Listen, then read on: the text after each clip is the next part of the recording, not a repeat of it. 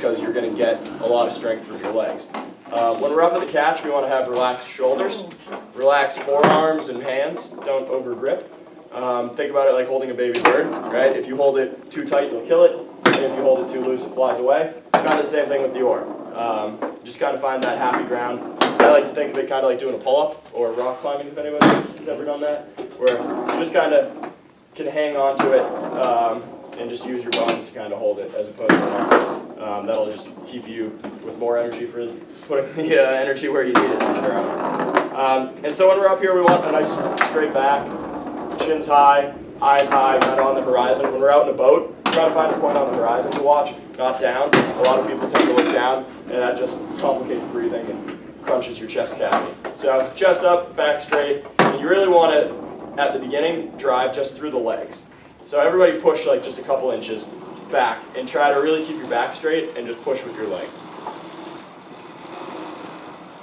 Yeah, very good.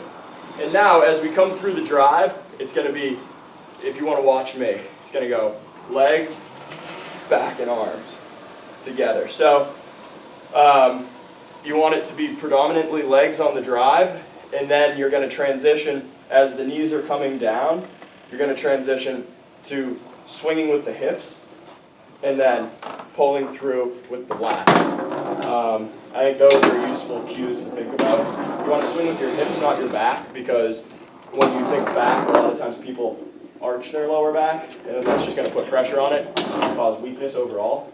But if you think about swinging with your hips, then that's a much more athletic motion. Like anybody who's ever thrown a baseball or hit baseball, tackled in football, all those things are hip initiated, right? Golf swings, tennis swings, everything, right? It's always from our hips. So rowing, that's where we're going to get our power, because that's where you combine your leg strength and now your whole upper body strength and your mass. Because that's something that when you row, you're able to suspend your upper body's mass against the chain, against the handle, right? So good rowing stroke. And at the finish, again, we want a tall, strong back.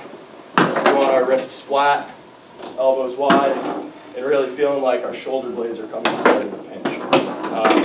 And so this is our finish. And it's pretty cool. Then on the way back up, it's just the opposite of the drive. Right? It's arms away, swing at the hips, come back up for another stroke.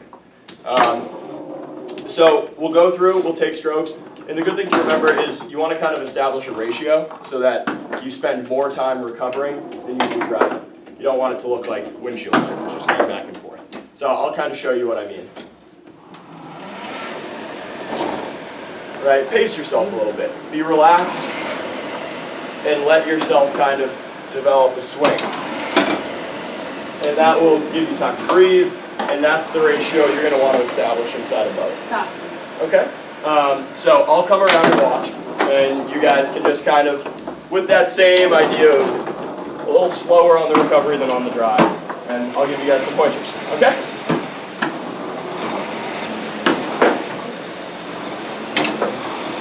Now, on the recovery before you then swing it.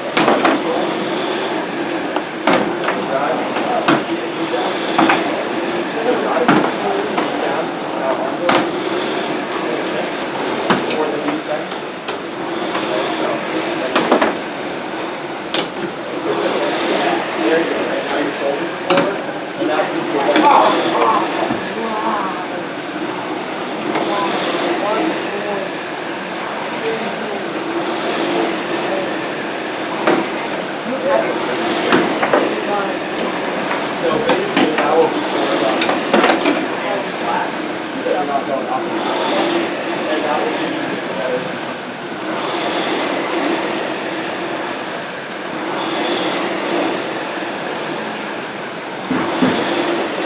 Nice form, Zola. Huh? Nice form. Yeah, and what we're just going to work on is pull left hard. That's the other thing, guys. Don't worry about pulling as hard as you can. We're just trying to row as smooth as we can, and then the power comes later. A lot of times when you throw a lot of power in right off the bat, you end up just getting all out of whack and out of sync, and then you just learn poor technique. So this is just technical stuff, all right?